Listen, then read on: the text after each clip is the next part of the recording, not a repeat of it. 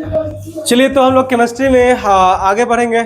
चलिए आगे देखो ध्यान से, listen to me.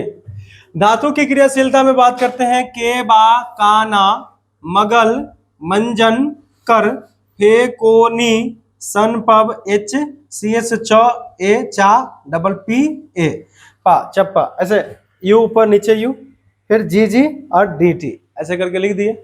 A you से क्या होता है? सोना होता है, जिसको गोल्ड भी कहा जाता है। ठीक है। और आपको हम याद करने के लिए एक बात और बता देते हैं, ध्यान दीजिए।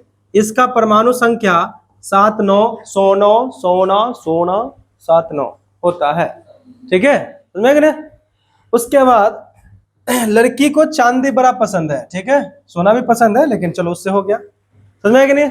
लड़की सब देख के AK-47 जैसा बोलते रहती है, एकदम रुकती नहीं है थोड़ा भी। समझ में गए? तनका खत्म हुआ फिर लोड, तनका खत्म हुआ फिर से लोड बोल रही है धड़ाधड़।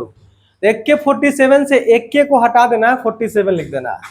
तो अच्छा, यहां पे समझ में आया कि नहीं है? तो चांदी का जो परमाणु संख्या होता है 47। तुम कहोगे काला लिखा रहे हैं सर, तो कभी कभी सोना का पूछ देता है, कभी कभी चांदी का पूछ देता है। उस सबको भी सोना चांदी बहुत पसंद है। ठीक है, सोना चांदी मैं न मांगू, मैं तो मांगू संगम तेरा। ठीक है, आगे देखो। जिंक उंक को क्या कहते हैं? तो जिंक को जस्ता कहते हैं, जैसे हम लोग बस्ता कहते थे, अभी जस्ता कहते हैं। ठीक है, समझ में आ गया कि नहीं आया? हाँ, बचपन में हम लोग कहते थे। जब मैं छोटा बच्चा था तो सुपरमैन पे मरता था, अब जो बड़ा हो गया तो सुपर गर्ल पे मरता हूँ। राइट, अब मुड़ी हिला रहा है, देखते हो?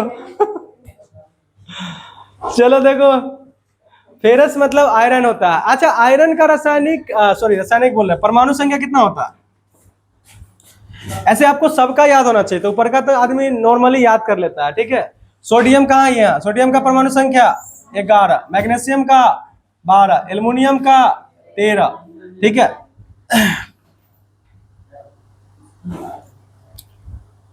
हाइड्रोजन का तो एक ही होता है। खैर, आपको एक बात और बताए थे नोट में कि धातु के जो ऑक्साइड होंगे, धातु के हाइड्रोक्साइड होंगे। तो ऑक्साइड मतलब ऑक्सीजन जुड़ल रहेगा। ठीक है, हाइड्रोक्साइड मतलब OH जुड़ल रहेगा, हाइड्रो ऑक्साइड। ठीक है, उसके बाद कार्बोनेट मतलब CO3 जुड़ल रहेगा, और बाइकार्बोनेट मतलब HCO3 जुड़ल रहेगा। तो धातु के कार्बोनेट, धातु के बाइकार्बोनेट, ठीक है, धातु के ऑक्साइड और धातु के हाइड्रोक्साइड जो होते हैं वो कैसे होते हैं? तो भास्मिक या क्षारीय होते हैं, क्योंकि अ से अधातु, अ से अम्लीय, अ से अधातु, अ से अम्लीय, यानी दिमाग में रखना है। ठीक है, अभी लगता है कैमरा में घुस जाएंगे ऐसे, है ना? चलो ठीक है, तो यहाँ पे क्या हो जाएगा? अ से अधातु, अ से अम्लीय, यानी अधातु के ऑक्साइड जो होते हैं, अधातु के हाइड्रोक्साइड जो होते हैं वो अम्लीय होते हैं। ठीक। अच्छा, इसमें एक चीज आता है, हम जो कि क्लियर भी कर दिए थे, कि धातु के ऑक्साइड जो होता है ना, कभी कभी द्विधर्मी भी होते हैं। दो दो धर्म होता है, जैसे किसी में देखते हो ना, दोनों गुण आ जाता है। कोई लड़का है, उसमें लड़की का भी कुछ गुण आ जाएगा, और लड़का तो है ही। ठीक है, तो फिर चलने का उसका तरीका बदल जाता है, जानवे करते हो। कभी कभी लड़की में लड़का का गुण आ जाता है। ठीक है, तो उसके बोलने का, ठीक है, बिहेवियर का जो अति है ना, वो बदल जाता है। खैर, बिहेवियर तो डिपेंड करता है सरकमफ्रांस पे, मतलब कि क्या बोलते हैं उसको, सरकमस्टांस पे। ठीक है, हमारे जो परिवेश में जो बिहेवियर होता है लड़कियों का, वही देख देख के सीखते रहती है। ऐसा थोड़ी होता है कि लड़की को शुरुआत से ही गुड़िया पसंद होता है, नहीं, ऐसा नहीं होता। हम लोग जानबूझ के पसंद करवाते हैं, बउआ गुड़िया ये दुपट्टा ओढ़ाओ, घर में बैठो, चौकी चौला करो। ठीक है, बहुत लड़की आजकल शहर में है जिसको खाना तक बनाने नहीं आता और बाकी काम अच्छा कर लेती है। ठीक है, तो ऐसा नहीं है कि वो सब खाना बनाने के लिए पैदा हुई है। खैर, कुछ कुछ का तो मानना यही है, खाना बनाना है। NaOH क्या हुआ? धातु, मतलब कि अम्ल हुआ कि क्षार हुआ, यानी भस्म भी बोल सकते हो। क्षार भस्म एक ही चीज है। भस्म को अगर पानी में मिला दो तो वो क्षार कहलाता है। भस्म का जलीय विलयन को क्या कहते हैं? क्षार कहते हैं। NaOH क्या है? क्षार। आपको याद भी करवाए थे, 3 गो क्षार याद है? NaOH यानी सोडियम हाइड्रोक्साइड, KOH मतलब पोटेशियम हाइड्रोक्साइड। अच्छा, NaO क्या हो जाएगा? क्षार हो जाएगा कि अम्ल हो जाएगा? अरे धातु का ऑक्साइड, Na क्या है? धातु है। देख लो, इसमें बोले थे ना कि सब धातु होता है, बोले थे, कुछ याद नहीं है। क्या हुआ तेरा वादा है? कुछ धातुओं में ऑक्साइड व अम्लीय दोनों गुण होते हैं, सॉरी, कुछ धातुओं के ऑक्साइड में अम्लीय व क्षारीय दोनों गुण होते हैं, जिसके कारण उसको द्विधर्मी कहा जाता है या उभयधर्मी भी कहा जाता है। जैसे में Al2O3, ZnO, PbO, SnO भी होता है। ठीक है, समझ में आया कि नहीं है? SnO, ठीक है। तो हो जाएगा जसन सजन संजन जसन करके जनसन जनसन करके याद सकते रख सकते हो, जन SN यानी सन, ठीक है, जनसन। तो SnO, ZnO, SnO और PbO, ठीक है, ऐसे। और ये तो दिमाग में रखना ही रखना, क्वेश्चन पूछता है देखना, ऑब्जेक्टिव जब याद करोगे तो ये आएगा। चलते हैं आगे। अब हम लोग जो है आगे कदम बढ़ाएंगे।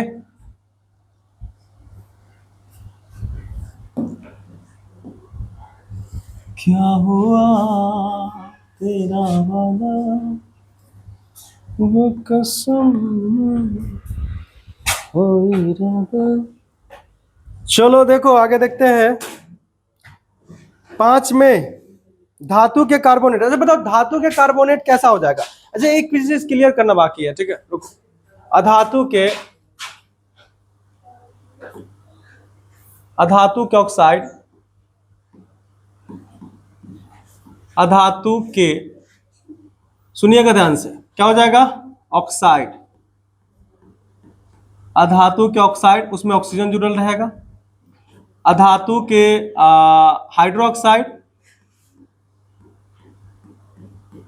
हाइड्रोक्साइड, उसमें हाइड्रो मतलब ये देखो हाइड्रोक्साइड, ऐसे ये रहेगा। उसके बाद कार्बोनेट,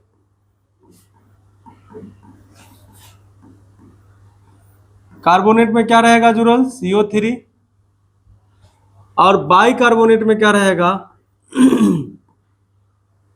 बाइकार्बोनेट में क्या रहेगा?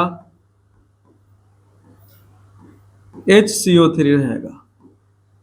ये बहुत जगह वैलिड होता है, बहुत जगह, ठीक है, ध्यान रखना। 90% केस में ये वैलिड होता है। देखो अ से अधातु, अ से अम्ल, दिमाग में रखना। अधातु के ऑक्साइड, तो अधातु भी कुछ कुछ दिमाग में रखना चाहिए आपको, ठीक है। धातु तो है ही, धातु याद है, अधातु भी दिमाग में रहना चाहिए। जैसे मान लीजिए कार्बन क्या है? अधातु है। सल्फर क्या है? अधातु है। तो उसका जो ऑक्साइड होगा, उसका हाइड्रोक्साइड होगा, वो क्या हो जाएगा? अम्लीय हो जाएगा। अ से अधातु, अ से अम्लीय, ठीक है, क्लियर है ये बात? चलिए, जिसको इंग्लिश में एसिडिक कहा जाता है, इतना बात हम लोग को जानना था। अगला गुण क्या पढ़ेंगे?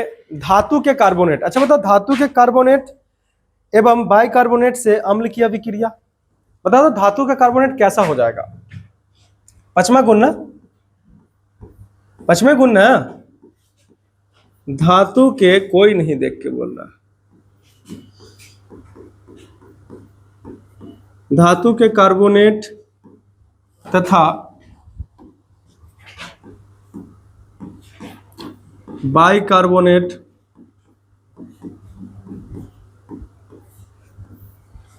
धातु के कार्बोनेट तथा बाइकार्बोनेट और अम्ल से अभिक्रिया, अम्ल की अभिक्रिया।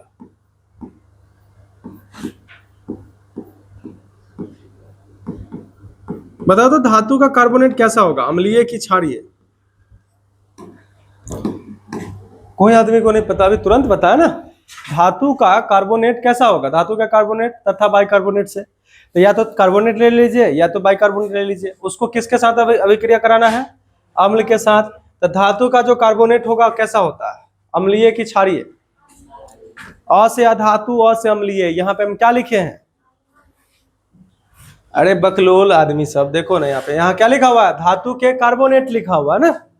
अभी हम तुरंत लिखा है कि अ से अधातु, अ से अम्लीय। तो यहाँ पे जब अ से अधातु, अ से अम्ल है, तो धातु वाला क्या होगा?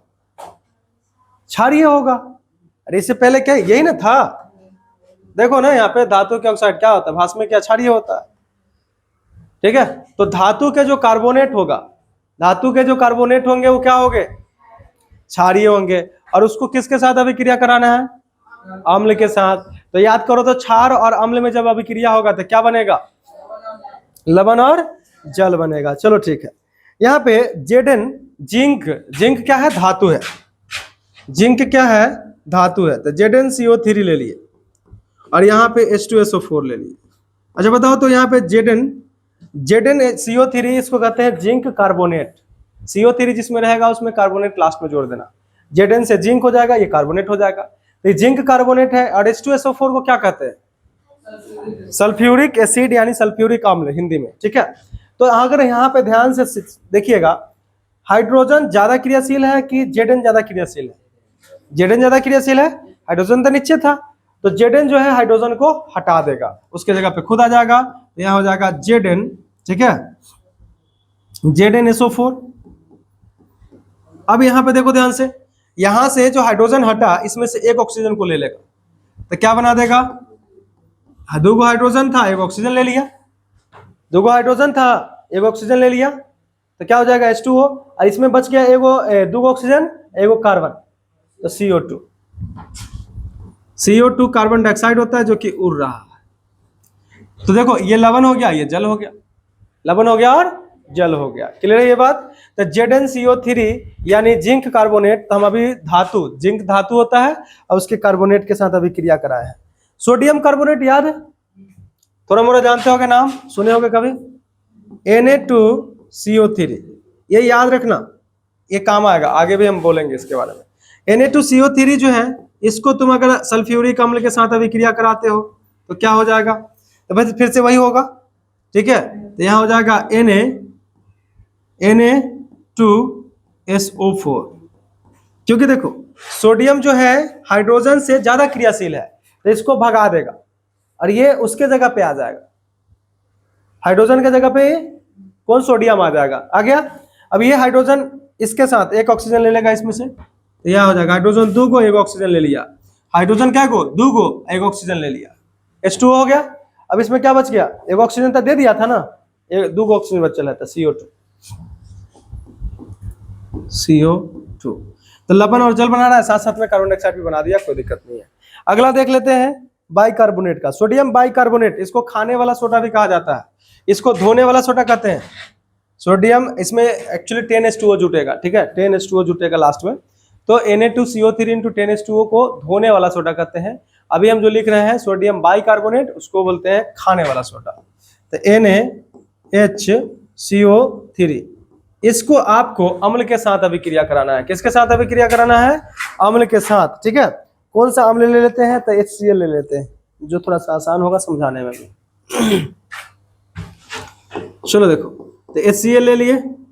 अब यहां से देखो ध्यान से, इसमें क्या होता है कि Na प्लस HCO3 माइनस में टूटेगा, ये H प्लस Cl माइनस में टूटेगा, तो Na प्लस और Cl माइनस, ठीक है, तो NaCl हो जाएगा, यहाँ पे क्या हो जाएगा, NaCl हो जाएगा। यहाँ देखो, इसमें का एगो H, इसमें का एगो H, H2 और O, ठीक है, यहाँ हो जाएगा H2O और कार्बन डाइऑक्साइड बाहर निकल जाएगा, कार्बन डाइऑक्साइड क्या होगा, बाहर निकल जाएगा। क्लियर हो गया ये बात?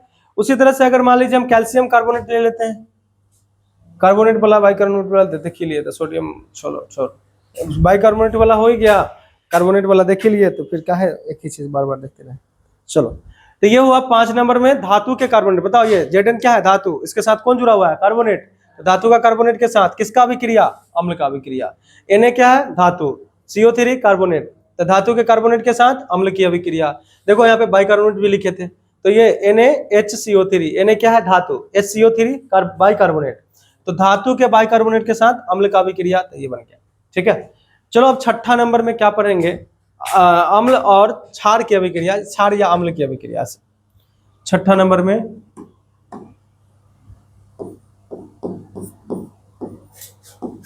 क्षार अम्ल की अभिक्रिया,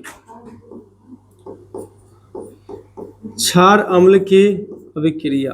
अच्छा बताओ तो क्षार अम्ल की जो अभिक्रिया होती है उसको कौन सा अभिक्रिया कहते हैं, क्षार और अम्ल की जो अभिक्रिया होती है वो कौन सा अभिक्रिया कहलाती है, या अम्ल भस्म की अभिक्रिया भी बोल सकते हो इसको चाहो तो,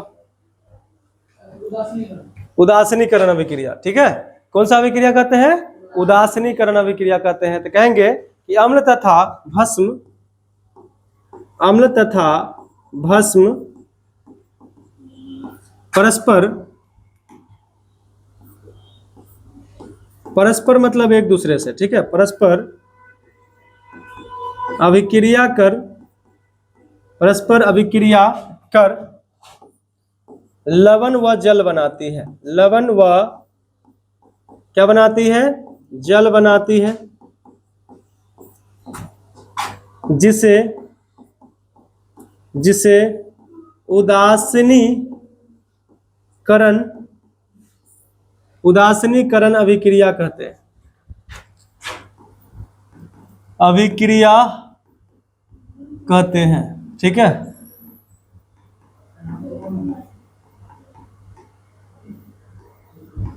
उदासीनीकरण अभिक्रिया कहते हैं। ये बात समझ में आया? अम्ल तथा भस्म, अम्ल तथा भस्म, ऐसे भस्म की जगह पे क्षार भी लिख सकते हो। तो अम्मी झाड़ देगी तो उदास हो जाओगे, सिंपल सा। अम्मी अ से अम्ल, अ से अम्मी, झाड़ देगी यानी क्षार, ठीक है, तो उदास हो जाओगे यानी उदासीनीकरण अभिक्रिया, ठीक है। तो अम्मी झाड़ देगी तो उदास हो जाएंगे ऐसे। तो यहाँ पे समझना ध्यान से, उदासीनीकरण अभिक्रिया कहते हैं। अच्छा, यहाँ पे आपको क्या बोले हैं कि अम्ल और भस्म की अभिक्रिया करा, या आप पहले किसी को भी लिख सकते हैं, कोई दिक्कत नहीं है।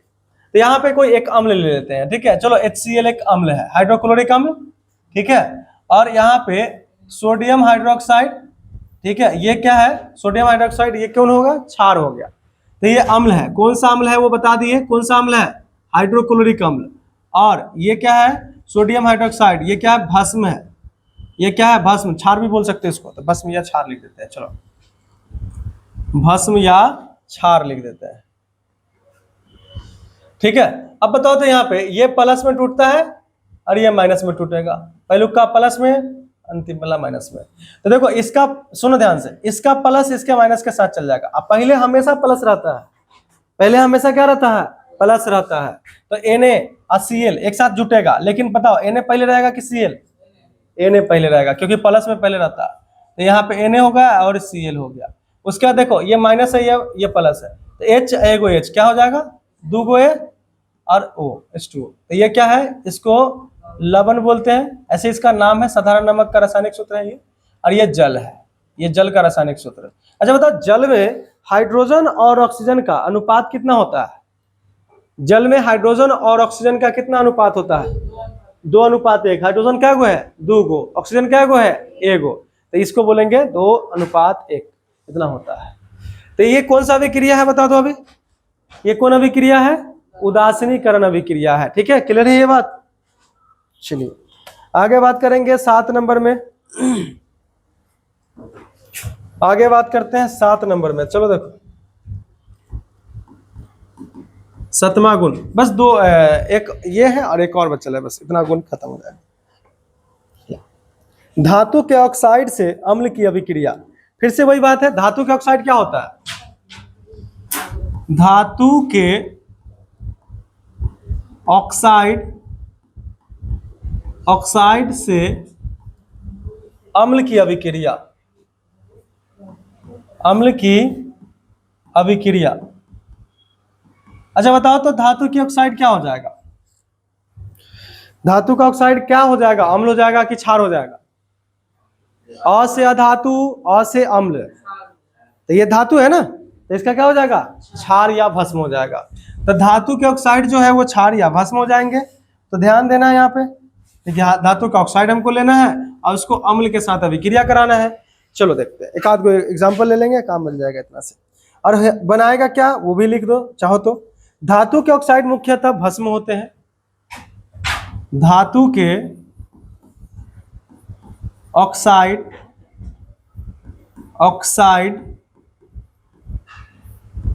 मुख्यतः क्या होते हैं?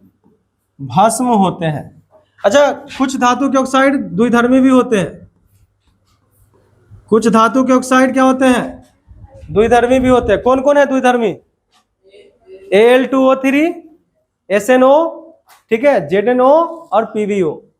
तो आप 3 को कम से कम याद रखिएगा, Al2O3, SNO और ZNO। क्लियर है ये बात? समझे? चलो, तो यहाँ पे धातु के ऑक्साइड मुख्यतः भस्म होते हैं, मुख्यतः इसलिए लिखा गया, मेनली भस्म होते हैं, कभी कभी द्विधर्मी भी हो जाते हैं। तथा ये अम्ल के साथ अभिक्रिया करके, ठीक है, अतः यह अम्ल के साथ, यह अम्ल के साथ अभिक्रिया करके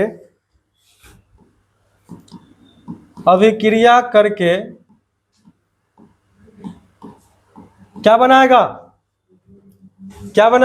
धातु का ऑक्साइड तो भस्म हुआ ना, अब भस्म है अम्ल का, तो भस्म अम्ल के साथ अभिक्रिया होता है तो क्या बनता है, लवण और जल बनता है। तो अभिक्रिया करके लवण व जल बनाता है, लवण व जल बनाता है। चलो यहाँ पे कुछ एग्जांपल के तौर पे देख लेंगे, दैट इज करके। चलिए यहाँ पे क्यूपरिक ऑक्साइड ले लेते हैं, CuO, क्यूपरिक ऑक्साइड CuO। अच्छा बताओ कॉपर क्या होता है, धातु होता है कि अधातु होता है, धातु होता है कॉपर, और उसमें ऑक्सीजन जुड़ा हुआ है तो ये क्या हुआ, धातु का ऑक्साइड हो गया। धातु का ऑक्साइड मतलब भस्म हो गया, इसका नाम होता है क्यूपरिक ऑक्साइड। ये H2SO4 के साथ अभिक्रिया कराए हैं, इसको H2SO4 के साथ अभिक्रिया कराएंगे यानी सल्फ्यूरिक अम्ल के साथ। तो सुनो ध्यान से, ये क्यूपरिक ऑक्साइड है, धातु का ऑक्साइड है, ये भस्म हो जाएगा, ये भस्म है और ये अम्ल है। तो अम्ल और भस्म अभिक्रिया करेगा तो लवण और जल बनाएगा। फिर से वही देखो, कॉपर जो होता है ना, ठीक है, अच्छा चापा कॉपर हटा पाएगा, इसको नहीं हटाना चाहिए, कॉपर तो ऊपर ना होता है, कॉपर हाइड्रोजन से नीचे होता है। फिर गर्म कराने पे अभिक्रिया हो जाएगा, इसका थोड़ा सा देखना पड़ेगा ये अभिक्रिया होता है कि नहीं होता है, ठीक है, एक बार देख लेना किताब में। CuSO4 plus H2O। चलो दूसरा एग्जांपल ले लेते हैं, ठीक है। मान लीजिए ZnO है, ठीक है, ZnO क्या हो जाएगा, जिंक ऑक्साइड। आपको याद होगा ये द्विधर्मी भी है, ठीक है, और यहाँ पे हम आपको याद करा रहे हैं कि HCl के साथ अभिक्रिया कराएंगे। अच्छा था, जब ये HCl के साथ अभिक्रिया कराएगा, ठीक है, या H2SO4 के साथ भी कर सकते हो, कोई दिक्कत नहीं, ZnCl2 का भी, चलो कोई दिक्कत नहीं। बोलो यहाँ पे 2 ले लो, ये ऐसे करके, ये मोल होता है जो कि हम लोग बैलेंस करने के लिए लेते हैं। अच्छा बताओ ध्यान से, Zn जो है ये हाइड्रोजन से ज्यादा क्रियाशील है, इसको हटा देगा, और ये अभी क्षार का काम करेगा यानी भस्म का, ये अम्ल है, ठीक है, ये भस्म का काम करेगा, द्विधर्मी तो है, दोनों गुण है इसमें, लेकिन अभी ये भस्म का काम करेगा और ये अम्ल का काम करेगा, ठीक है। तो यहाँ पे क्या हो जाएगा, ZnCl2 हो जाएगा, ZnCl2 प्लस H2O। ZnCl2 क्या हुआ, लवण हो गया, ये लवण हो जाएगा और ये जल हो जाएगा। क्या बजा रहे हो, ये लवण हो जाएगा और ये जल हो जाएगा। इस तरह से यहाँ पे 7 नंबर जो आपका ये है वो हुआ, इसको लिखो तो। चलिए देखिए, तो यहाँ तक कौन सा था, देखो तो ध्यान से, क्या नंबर, 7वां नंबर था, ठीक है। तो 8वां नंबर में हम लोग बात करेंगे, ध्यान दो, 8वां नंबर में बात करते हैं। देखो सुनो, शांत हो जाओ। अधातु के ऑक्साइड, अभी हम ना धातु के ऑक्साइड कार्बोनेट का बात नहीं करेंगे, अधातु के ऑक्साइड, अ से अधातु, अ से अम्ल, अ से अधातु, अ से, तो अधातु के ऑक्साइड, अधातु के ऑक्साइड तथा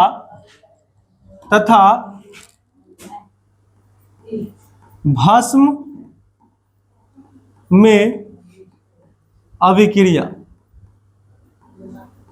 ठीक है, अधातु के ऑक्साइड तथा भस्म में अभिक्रिया, क्लियर है। तो अ से अधातु, अ से अम्ल, अधातु के ऑक्साइड कैसा होता है, अम्लीय होता है। तो यहाँ पे हम लिख देते हैं कि अधातु के ऑक्साइड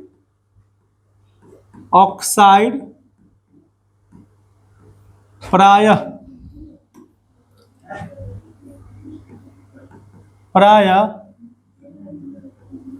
अम्लीय होते हैं,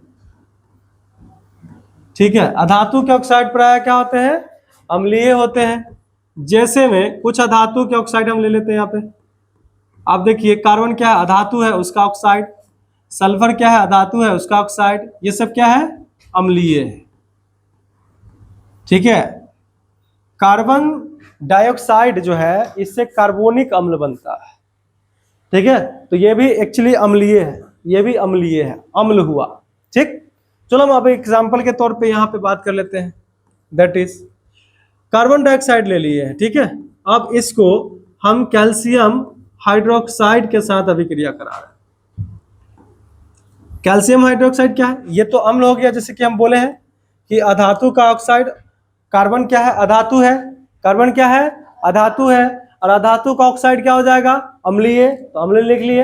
अब बताइए तो कैल्शियम हाइड्रोक्साइड याद क्या किए हैं, कैल्शियम हाइड्रोक्साइड क्या याद किए हैं, भस्म।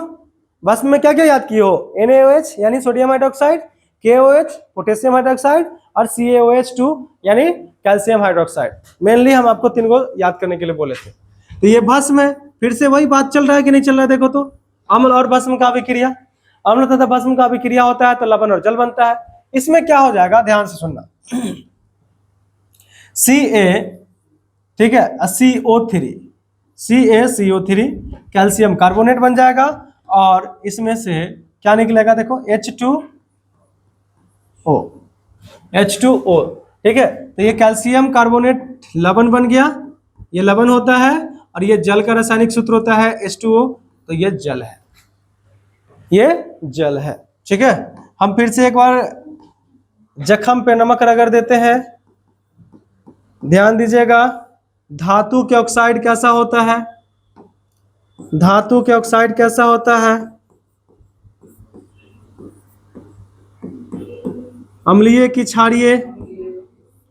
ठीक है, धातु है रे बाबू रे, तुम लोग क्या मतलब कौन सा दुनिया में घूमते हो, क्या होता है, क्षारीय या भास्मिक होता है। ठीक है, तो यहाँ पे हम सिर्फ क्षारीय लिख देते हैं, चलो भास्मिक को लिख देते हैं। अ से अधातु, अ से अम्लीय, कितना बार बोल रहे हैं, अ से अधातु, अ से अम्लीय। ठीक है, तो अधातु के ऑक्साइड, अधातु के ऑक्साइड क्या हो जाएगा, अधातु के ऑक्साइड क्या हो जाएगा, अम्लीय की क्षारीय, अम्लीय की क्षारीय, अम्लीय। अच्छा बताओ, कुछ धातु के ऑक्साइड जो होते हैं वो द्विधर्मी होते हैं, कुछ धातु के ऑक्साइड जो होते हैं वो क्या होते हैं, द्विधर्मी होते हैं। तो कुछ धातु के ऑक्साइड, ऑक्साइड द्विधर्मी या उभयधर्मी कहा जाता है। ठीक है, द्विधर्मी,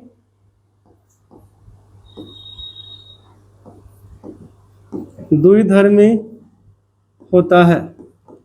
कौन कौन है बता दीजिए थोड़ा सा एग्जांपल में, कौन कौन है जो द्विधर्मी है, Al2O3, ठीक है, SNO, ZNO, PbO, ठीक है, ETC, ये सब जो है वो क्या है, द्विधर्मी है। ठीक है, तो अगले क्लास में हम लोग पढ़ेंगे अम्ल तथा भस्म की जल से अभिक्रिया।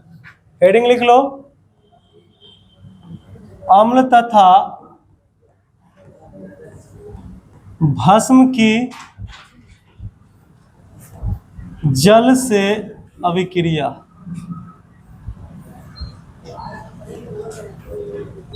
अम्ल तथा भस्म की जल से अभिक्रिया। ठीक है, अम्ल तथा भस्म की जल से अभिक्रिया लिख लिए।